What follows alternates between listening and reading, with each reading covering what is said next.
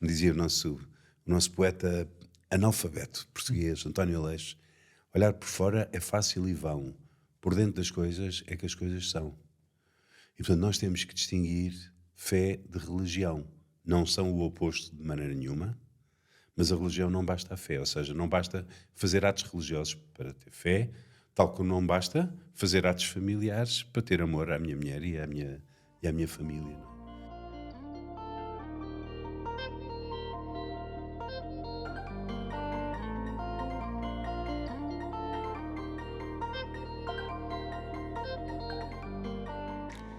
Olá a todos, sejam bem-vindos ao segundo episódio da Praça de Pedro. O meu nome é Pedro Perpétua e hoje temos um convidado muito especial, o Padre Nuno Tovar Lemos, que está aqui ao meu lado. Olá. E ao lado o Padre António Santana, que é o Diretor Nacional da Rede Mundial de Oração do Papa. Olá. Vamos começar por fazer aqui uma pequena apresentação do Padre Nuno Tovar Lemos. Espero não errar em nada. Eu corrijo. Não há Vamos ver então. O Padre Nuno nasceu em Lisboa em 1960, é licenciado em Engenharia Eletrotécnica pelo Instituto Superior Técnico, ingressou na Companhia de Jesus em 1984, estudou Teologia nos Estados Unidos e em Roma, em Itália, e foi ordenado sacerdote em 1995. Foi diretor do CUPAV, do CREU e do CUMNE, em momentos diferentes, e é autor dos livros que temos aqui em cima da mesa, Eugénia Kraft, O Príncipe e a Lavadeira e Textos para Rezar, e também que aqui coordenou o projeto do GPS da Vida Cristã. Bem, vamos começar aqui o nosso podcast por fazer uma primeira pergunta. Como é que surgiu esta ideia deste novo livro que foi lançado no final do ano 2023, Cartas a um Jovem Ateu? Está a ser um sucesso. Como é que surgiu esta ideia destas cartas? Bem, então, olá a todos. Muito obrigado, antes de mais nada, ao Padre António e ao Pedro pelo convite. É com imenso gosto que estou aqui. Engraçado, o livro surgiu de uma situação que eu não tinha nada para fazer, porque estava numa convalescença de uma operação. Já não me lembro, creio que foi uma operação ao menisco. Nada de muito grave, mas que me obrigou a ficar parado imenso tempo. E muitas horas parado. A cabeça tem que ir para algum lado. E às tantas veio-me esta ideia que podia ser giro escrever um livro com este título. É uma colagem ao famoso livro do Rilke, Cartas a um Jovem Poeta, mas que no fundo tenta resumir muitas conversas ao longo de muitos anos com jovens acerca da fé. Percebi que os temas acabam por ser mais ou menos os mesmos e, portanto, surgiu assim a ideia. E depois, olha, sem nada para fazer, na cama à espera que o tempo passasse, a ideia foi-se compondo. Mas este livro teve algum seguimento com algum dos seus livros que lançou nos anos passados, como Eugénia Kraft ou até mesmo Príncipe e Lavadeira?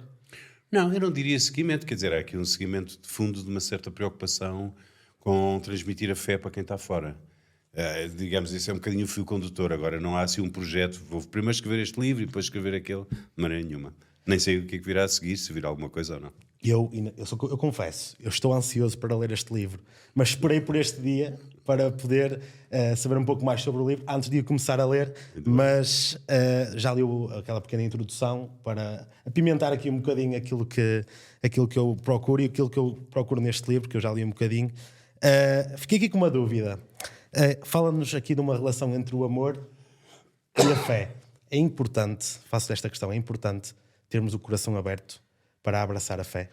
Pois, Pedro, obrigado pela pergunta, porque eu acho que essa pergunta vai completamente direito ao centro do livro. Um bocadinho a minha tese é muito difícil perceber a fé para quem não tem a experiência da fé, porque a experiência da fé é completamente diferente da maior parte das experiências na vida.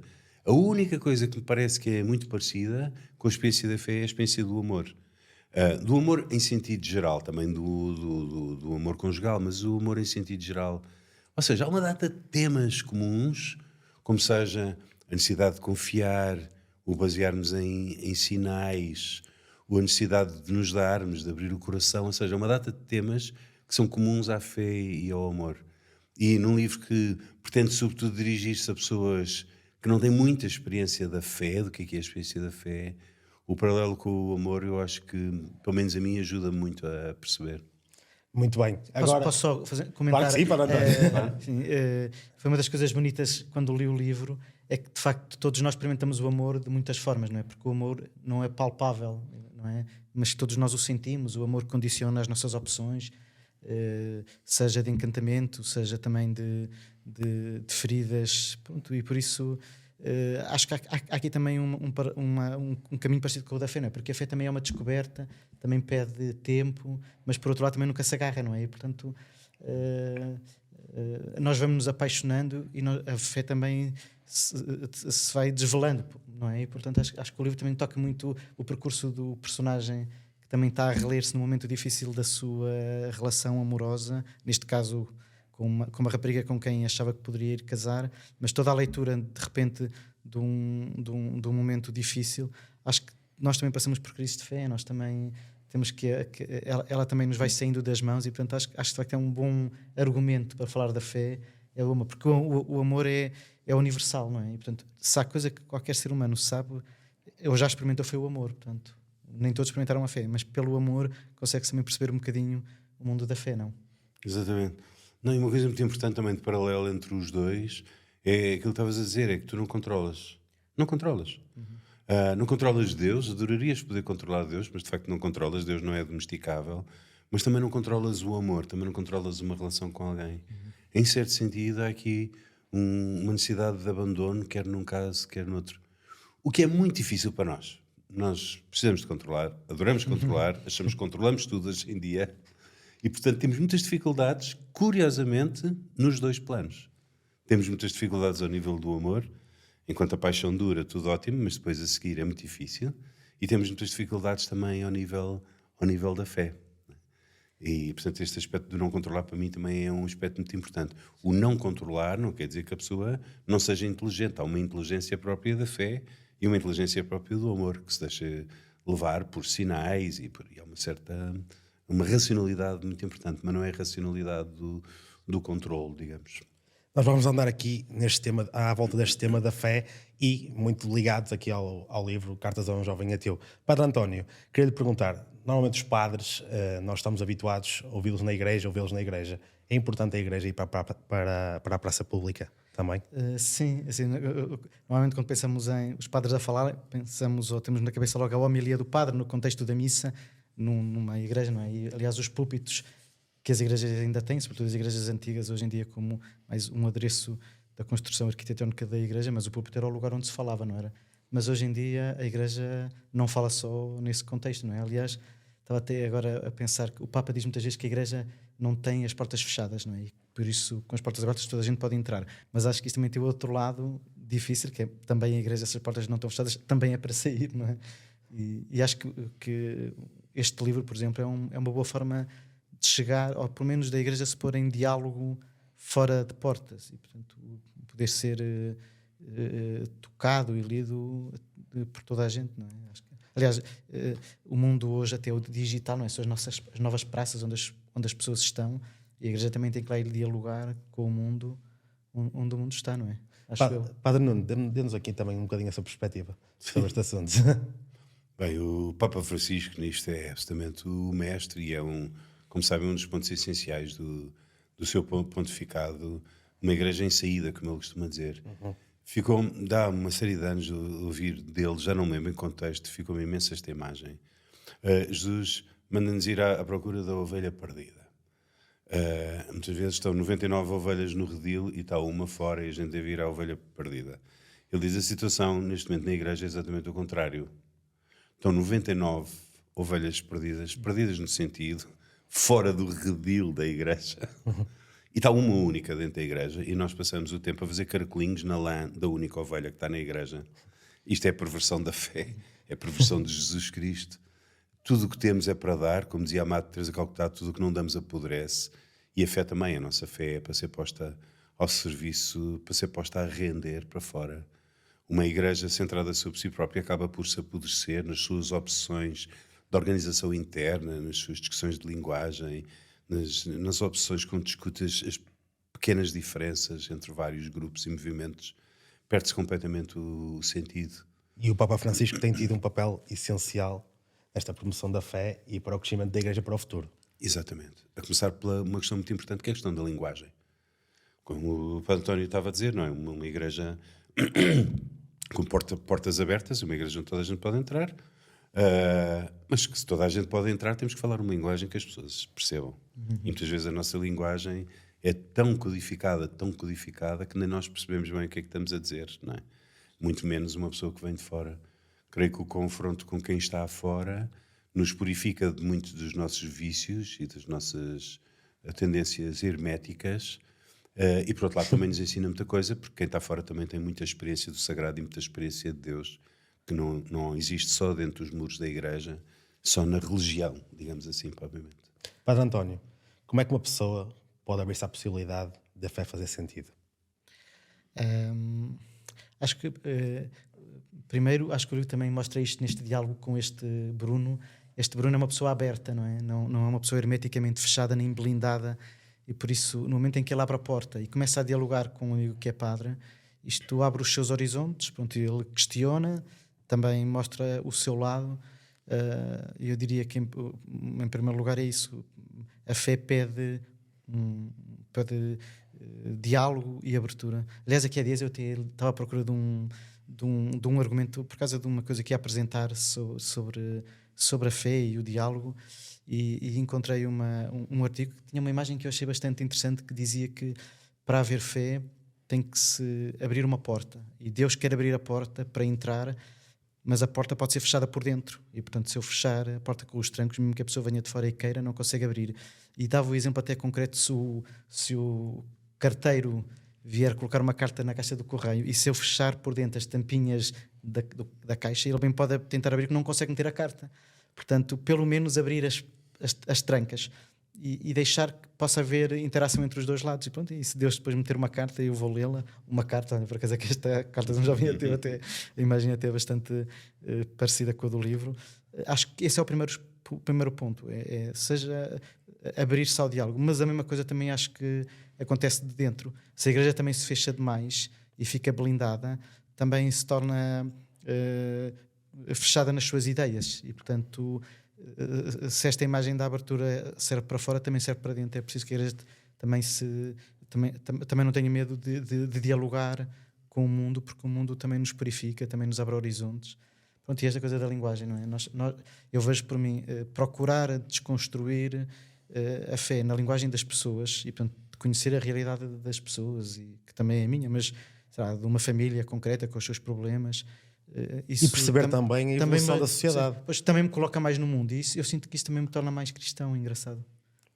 É o mundo também me ensina a ser cristão e a ser padre. Bem, agora vou voltar aqui ao Padre Nuno. Eu tinha aqui uma expressão que eu encontrei na introdução do livro Cartas a um Jovem Ateu. Tinha aqui esta expressão que é: fazer tudo certo por fora sem nos entregarmos por dentro. Como é que nos pode explicar esta expressão? Desculpa. Creio que isso aparece logo numa das primeiras cartas, não é? É. Que um dos perigos da fé é semelhante a um dos perigos do amor, que é fazer tudo certo por fora e não nos entregarmos por dentro, não é? A pessoa o homem casado que diz: não, mas eu até lavo a louça à quinta-feira e eu levei os miúdos à escola, eu até faço isto, eu faço isto. Está bem, mas a grande questão, que seja para a fé ou seja para o amor, a grande questão não está tanto ao nível do que é que faço ou do que é que não faço, mas está ao nível do coração. Se estou com o coração aberto ou com o coração fechado, na linha daquilo que o António estava a dizer há bocado, não é? Porque é muito fácil nós termos um cristianismo e um catolicismo de meninos bem comportados. Faço tudo. Confesso uma vez por ano, vou à missa ao domingo, não faço grandes pecados mortais. E depois? Quer dizer que tens o coração aberto? Não é? Mas a mesma coisa se passa também nos casamentos, e a mesma coisa se passa muitas vezes nas famílias. Pico o ponto, faço tudo certo, ninguém me pode acusar de nada. Mas a verdadeira questão da vida não é por fora, é por dentro. Me dizia o nosso poeta analfabeto português, António Aleixo: olhar por fora é fácil e vão, por dentro das coisas é que as coisas são. E portanto nós temos que distinguir fé de religião. Não são o oposto de maneira nenhuma, mas a religião não basta a fé, ou seja, não basta fazer atos religiosos para ter fé, tal como não basta fazer atos familiares para ter amor à minha mulher e à minha família. Não é? Isto é muito exigente. Obriga-me sempre a fazer a pergunta: como é que está o meu coração? Padre Nuno, continuo consigo. Tinha aqui outra questão que é: o que diria a alguém que atravessa um momento em que esteja a questionar a sua própria fé? Sim, ótimo. Então, eu diria que não há crescimento sem crises, sem questionamento. Isso acontece no amor, acontece na fé, acontece na nossa vida pessoal. Ou seja, nós temos esta ideia um bocadinho utópica de que o crescimento é assim uma linha que vai crescendo progressivamente. De facto, não é verdade. Normalmente estamos num patamar onde as coisas minimamente fazem sentido e depois, por alguma razão, para podermos crescer, as coisas têm que se perder, têm que se baralhar as nossas seguranças para encontrarmos um outro nível de segurança, um outro nível de certeza e um outro nível de sentido. Portanto, muitas vezes entramos em crise, seja na fé, seja no amor, entramos em crise por culpa nossa. Por culpa nossa. Ou seja, não alimentamos a relação, não alimentamos a relação com Deus, não alimentamos uma relação de amor e dizer, agora já não sei o que é que sinto. Pois claro, pois temos que fazer a nossa parte. Outras vezes não, outras vezes até basicamente fomos fazendo o que podíamos e entramos em crise. O que é que eu diria? Grande oportunidade. Há duas hipóteses. Agora ficas de braços cruzados a dizer, estou numa crise, eu acho que não tenho fé, isto acho que não tem sentido. Fico de braços cruzados e tu também não vais sair daí muito provavelmente. Ou então vais à luta. Ou então vais à luta a descobrir alguma coisa maior e melhor e o que se descobre a seguir pode ser infinitamente melhor do que se tinha antes. Uma fé muito mais madura, muito mais livre, muito mais adulta, muito mais nossa, muito mais à nossa maneira. Mas é preciso lutar.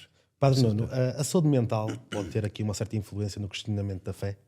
Explica lá. A saúde mental, nós hoje em dia vivemos com vários problemas mentais e isso leva diretamente aos relacionamentos das pessoas. Será que este problema de não termos um baixo nível de saúde mental, que é o problema do século XXI, pode afetar no questionamento da fé de cada um? Pois, quer dizer, o tema da saúde mental é um mega tema e hoje importantíssimo. E depois do Covid, então, importantíssimo. Entre as gerações mais novas, entre os idosos, enfim, um bocadinho transversalmente à sociedade, ricos e pobres. É uma questão muito grave e, para ser falada com seriedade, não pode ser assim a correr. Agora, aqui duas coisas, sim. O problema da saúde mental é que a pessoa está doente. E se a pessoa está doente tem que se curar. Ou seja, eu posso querer fazer umas viagens fantásticas, mas se eu partir uma perna, tenho que curar a perna primeiro. Pronto. E, portanto, aqui não vamos confundir os planos.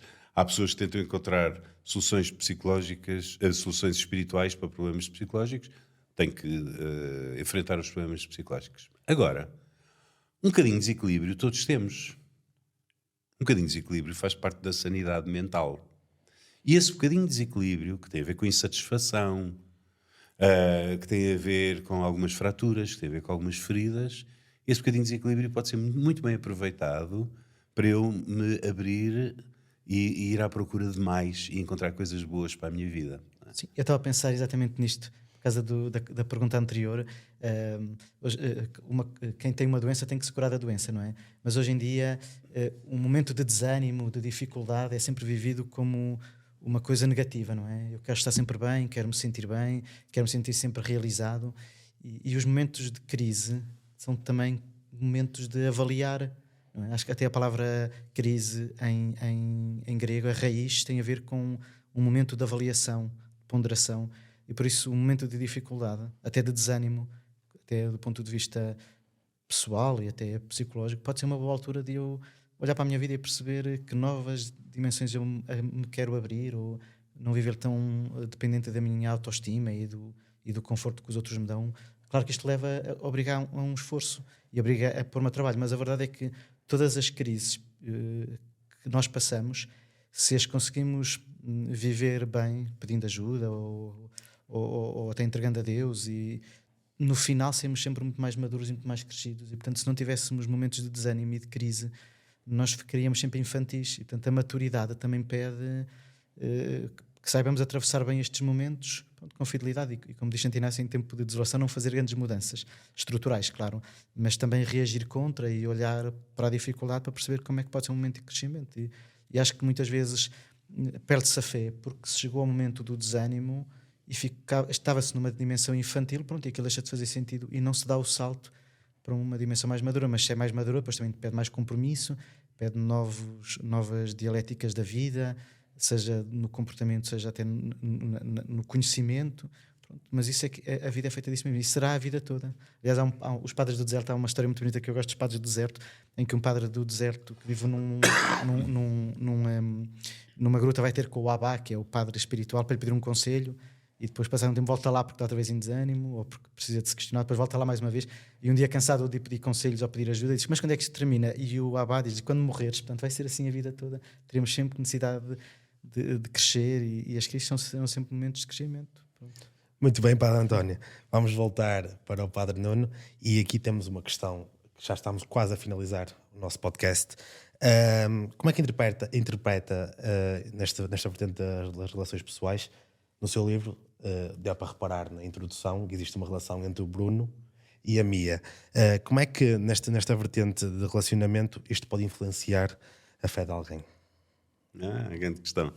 Bem, o livro todo, que se chama Cartas a um Jovem Ateu, de facto é uma correspondência imaginária entre mim, Nuno Tovar Lemos, e um jovem imaginário, a quem chamei Bruno, mas o grande motor da correspondência não é a sede que o Bruno tem de Deus. O grande motor, o que o leva a escrever uma carta, é o facto de a rapariga da sua vida ter acabado de namoro com ele, quando ele, pela primeira vez, tocou no tema casamento. Ela assustou-se e acabou por dizer que não casaria com... Já estamos a ter aqui um spoiler, não é? Um spoiler. Tem de ser um bocadinho. E ela acaba por dizer que nunca casaria com um tipo que não soubesse lutar pela vida, que vivesse à custa dos pais, e por isso ele aceita este trabalho difícil numa zona de fronteira, e também não se casaria com uma pessoa que não acreditasse em Deus. E aí ele então escreve-me uma carta a mim, que supostamente teria conhecido um ano antes em casa de uns amigos comuns, o único padre que ele alguma vez conheceu, a dizer também o que é que eu tenho que fazer para acreditar em Deus. Mas ele não quer acreditar em Deus, ele quer a Mia, ele quer a rapariga de volta, ele está destroçado, ele quer fazer tudo para conquistar o amor perdido. Evidente que isto é tudo altamente simbólico, como se percebe depois, lá mais para o fim do livro. Agora, seja como for, a experiência da relação humana e aqui a experiência da fé podem ajudar-se imenso ou podem prejudicar-se imenso. Prejudica-se imenso quando eu idolatro outra pessoa. Quando eu espero que a outra pessoa seja o meu tudo. Por melhor que a minha seja, nunca será o tudo de ninguém, porque ninguém é o tudo de ninguém, nem ninguém pertence a ninguém. Podem ser bons companheiros, mas não o tudo. Por outro lado, uma boa experiência de abertura ao amor humaniza-nos, tira do nosso coração o melhor de nós e, de alguma maneira, também nos pode abrir aqui a uma experiência religiosa. E por isso, isto não é só uma teoria, creio que o António pode dizer a mesma coisa, que eu digo também, que nós padres, pois conhecemos experiências de amor humano, de amor conjugal, que são fantásticas no sentido de uma abertura a Deus e de um potenciar enorme da experiência religiosa, e outras que não, pelo contrário, parece quase uma substituição de Deus na outra pessoa, o que de facto não resulta, porque a outra pessoa nunca será Deus. Tenho aqui uma última questão, mas antes vou abordar aqui uma pergunta que tem na contracapa, que é a primeira pergunta no topo da contracapa, que é: ateu ou agnóstico? Dê-nos aqui uma perspectiva para informar quem nos ouve. Qual é a diferença? É muito diferente. Muito diferente. Isso é uma das primeiras cartas, toca-se nessa distinção. Então, chama-se ateu, habitualmente, uma pessoa que professa a crença de que Deus não existe. Chama-se agnóstico uma pessoa que diz que não se pode conhecer, que acha que não podemos chegar a nenhuma conclusão. Portanto, o ateísmo é uma tomada de posição muito forte. O ateísmo é uma crença, embora uma crença negativa, uma crença na não existência. O agnosticismo é um deixar aberto, como muita gente diz, são questões muito complicadas, as questões metafísicas não sabemos, sei lá se Deus existe, se Deus não existe, etc, etc. E então vamos com esta questão respondida, vamos para a última questão, que é, certamente deve ter alguns amigos que não são crentes. Como é que lida com estes amigos que não são crentes no seu dia-a-dia, sendo padre? Bem, tenho uma dívida enorme para com amigos não crentes, amigos e familiares não crentes, tenho encontrado ao longo da vida. Sempre me fizeram muito bem no sentido de me questionar, de obrigar aqui a uma maior exigência da minha fé e a ver as coisas do outro lado, porque, claro, quando nós só vemos as questões por um lado, é tudo muito óbvio, mas as questões têm sempre vários lados diferentes. Eu creio que a não crença é uma parte essencial da crença. O que é que eu quero dizer com isto? Eu quero dizer que quando algum amigo me diz que não acredita em Deus, a minha preocupação é sempre perceber qual é que é a ideia que ele tem na cabeça quando diz a palavra Deus. E provavelmente é que essa não crença desse amigo tem toda a razão. Ou seja, esse Deus que ele tem na cabeça eu também acho que não existe. Temos aqui a perspectiva do Padre Nuno, mas também quero saber aqui a perspectiva do Padre António. Estava a pensar, de facto, um dos meus amigos mais antigos com quem mantenho ainda a relação, um colega da faculdade, que não acredita, ou pelo menos nunca foi, não sei se será agnóstico ou ateu, não sei distinguir um do outro, mas acho que a relação humana, a amizade entre também me tem feito bem, porque eu não deixo de ser eu próprio, ele não deixa de ser ele próprio, e é possível caminharmos juntos aqui também num respeito por um caminho em que cada um depois tem uma percepção diferente de Deus, mas que não tira nada ao valor do respeito e da profunda amizade que depois temos no caminharmos juntos na vida e irmos partilhando a vida, porque isso também é uma experiência de Deus, embora não lhe demos esse nome, vai-nos acompanhar ao longo da vida. Sim. E bem, terminamos assim desta forma. Muito aqui bem. mais um podcast. Obrigado ao Padre Nuno Obrigado por vir aqui pelo aos convite. estúdios da Remop para fazermos aqui este segundo episódio do podcast da Praça de Pedro. Claramente obrigado ao Padre António também, nosso comentador habitual. Da minha parte, Pedro Perpétua, agradecer a você que está a ouvir desse lado da Praça de Pedro. Voltamos já no início do mês de fevereiro com a intenção de oração do Papa para o mês de fevereiro. Por isso, fique desse lado, esteja atento às redes sociais. Nossa parte é tudo. Até uma próxima. Reze por nós, que nós estamos a rezar por si.